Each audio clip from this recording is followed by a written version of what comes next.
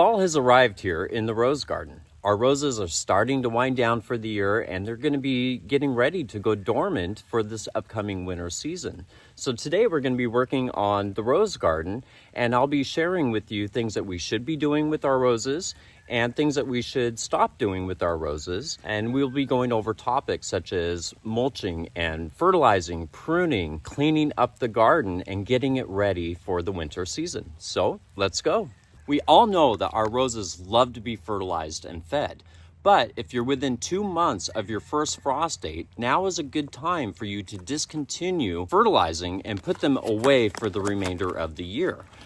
Fertilizers promote new growth, and that new growth isn't going to harden off in time before that first frost hits, and all that new growth is not going to survive the winter. So the best thing to do is to avoid fertilizing so we can assist our roses to start going dormant. We also want to discontinue deadheading at this time. We all know that deadheading promotes more growth and gives us more flowers throughout the growing season, but now is not the time that we want to be deadheading. Just like fertilizing, we want to assist our plant into going into dormancy. So by allowing our roses to go into hips, then we are not getting more growth on here that can be damaged in the wintertime. And as another bonus, if you use your hips for jellies or from tea, or like me, if you hybridize and grow roses from seed, you want these hips and you can harvest them. Now, if you do harvest, make sure that you just take only the hip off. Don't cut it down like you normally would when you're deadheading into the stem to promote more growth. Just take the hip off of the plant.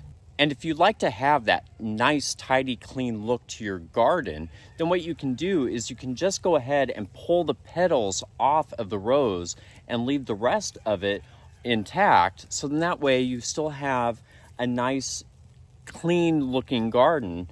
It looks a lot better than leaving all these dirty petals on there, right?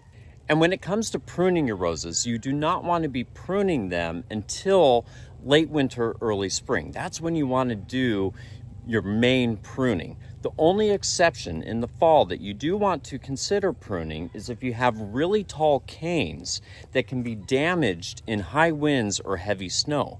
So this cane here is a little over 5 feet, but if you notice, it has a lot of whip to it when I just barely shake it. If I leave this in place, then it can cause the roots to rock as it's moving around in the heavy wind, or under heavy snow, it can also bend and break the stem.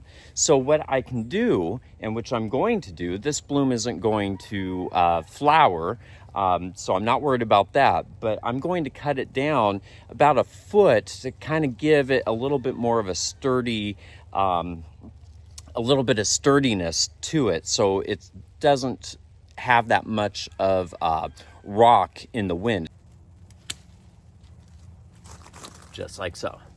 Now for the garden cleanup. I have a ton of annuals in here. I have alyssum, I have nasturtiums, and I also have marigolds and snapdragons in here.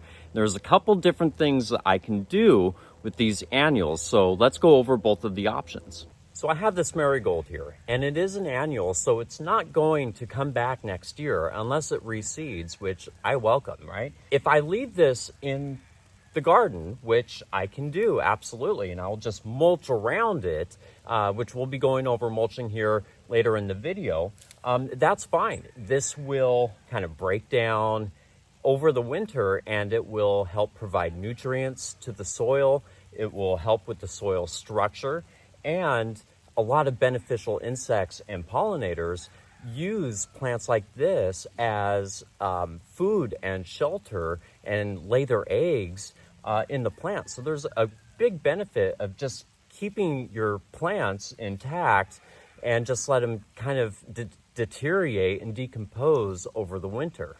Now, I know that a lot of people can't handle that messy look in the garden, which I really do get. I struggle with my family. I have quite a few people that can't handle that messy look. So the next best option is to cut the plant right at the base where it's coming out of the ground. So you can remove the top, and then you can use this, if it's not diseased, you can put it in your compost pile, or you can dispose of it in a different way. Or if you have somewhere else in the garden that's kind of out of sight, you can just put this in your garden, let it deteriorate in there. Now, the reason why I cut it off at the base as opposed to pulling the plant up is because the roots from the annual, they're not going to come back. So they're going to continue to deteriorate and decompose in the soil. And right now, there's a lot of beneficial life going on underneath the soil surface. The roots are providing that food, and they'll break down and help with the soil structure. So, and you don't have to see it. So we're going to be mulching right over it, and we're good to go. So leaving the roots in the ground is a really good idea. And a little side note here with these marigolds is I'm going to pick all the seeds out so then I can plant them for next year. So a really good example is this alyssum here. I'm going to remove this here because it is so close to this rose, and I want to make sure that I mulch properly around the rose. So this is kind of in the way, so I'm going to get rid of the alyssum here, but I have the snapdragon that's not necessarily near any rose. So I'm going to leave the snapdragon here, and it's still blooming, and it will continue to bloom until the first frost. And then I'll just kind of let it decompose in the garden. And it's not really affecting how I'm going to be mulching and protecting the roses in the winter. And I also have this beautiful nasturtium here, and you can see that it has grown quite well in the garden, but it is really close to a rose here. So I'm just going to cut the nasturtium back to where it's not really in any kind of proximity to a rose, and I'll leave that there so I can still enjoy the flowers while it lasts. And I do still have pollinators that, and you can see one right over there. I do have pollinators that are still feeding off of flowers, so I can still provide them food, but still be able to do my fall work in the garden. Now that we got some of the plants tidied up a bit, the next thing that we want to do is to remove any leaves that have fallen onto the ground. These leaves are infected with powdery mildew, and the fungal spores can survive throughout the winter and then can reinfect our plants next year when they start growing again. So it is important to get any diseased leaves off of the ground. And if we see any on the plants, then we can go ahead and take our pruners and just take the infected leaves off, so we can try to help with disease next year. The fall time is a perfect time to plant roses or other perennials in your garden. It's past the summertime, so they're not going to be as stressed being transplanted into the garden. Now, you can plant all the way up until your ground freezes, but I like to try to transplant and put all of my new roses and perennials in the garden until about that 6-week mark. That way it gives our plants enough time to kind of adjust and get situated, and they're going to be able to make it through the winter coming up. Now, the closer you are to your first frost date, you can still plant them, but you may need to protect them a little bit more with some kind of mulch to help protect the roots from the frost if they're not completely adjusted into the soil yet. All right, now it's time to mulch.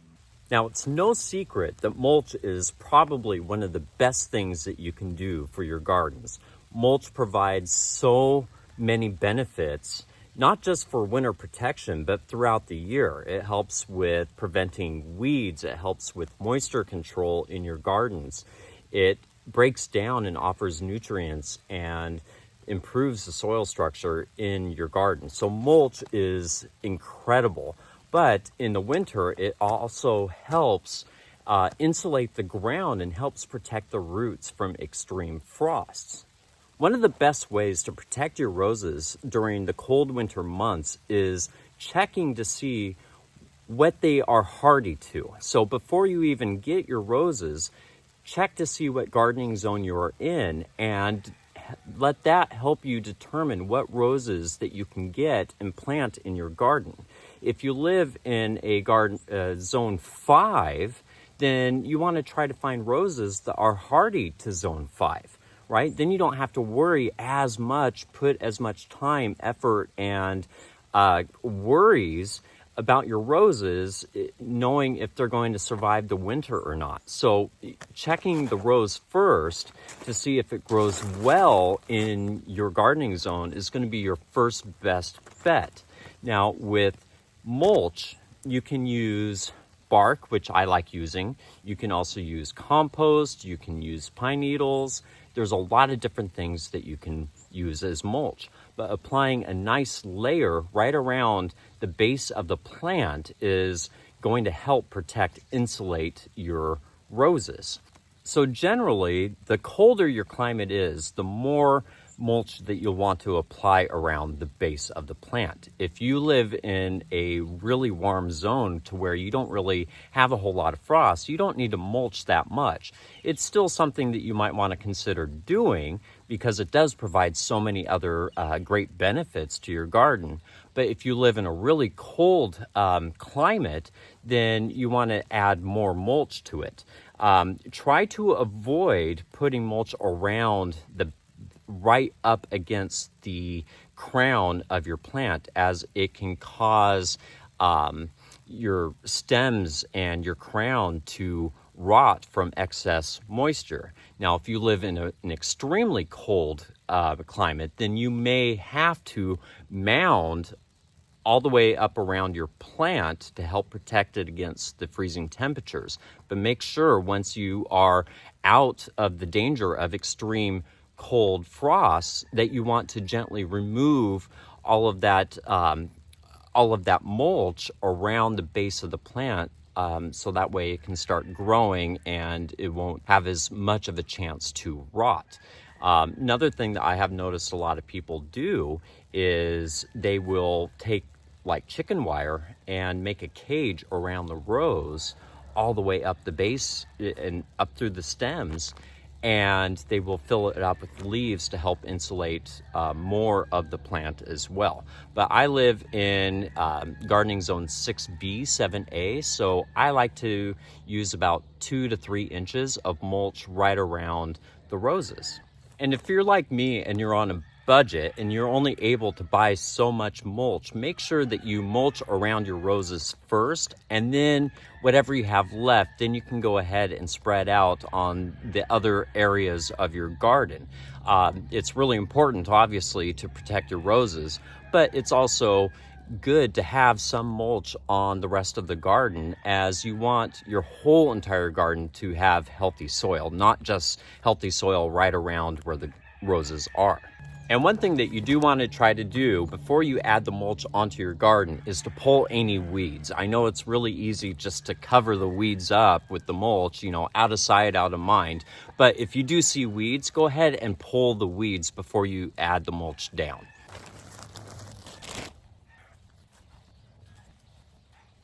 And here's what it looks like after the mulch has been applied. I do have the mulch away from the base of the plant, but I have a good 2-3 inches surrounding the rows. So that's going to help insulate the ground and help with the roots from being damaged from the winter temperatures. So doing all of these tasks now in the fall rose garden is going to help your roses go dormant, and they'll be able to survive and go through the winter just fine. So remember, do not prune your roses until late winter, early spring, which make sure that you check out the video that I have on pruning so you know what to do with your roses when it's time for you to prune.